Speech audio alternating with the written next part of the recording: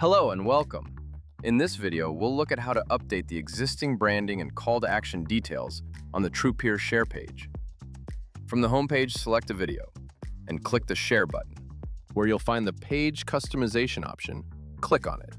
Then click the Upload button to replace the existing logo with a new one. For better visibility, it is recommended to use a square logo with 400 by 400 pixels. Next, update the CTA link field with the new website or destination URL, where users should be redirected. Then, modify the CTA text field with the new button text you want viewers to see, such as Learn More, Book a Demo, or Get Started. Click on Update Page option. Once the changes are updated, the new branding and CTA details will be reflected for the viewers. To view it, click View Page option. Then all the new changes will reflect on the updated share page. That's how to update the existing branding and call to action details. Thank you.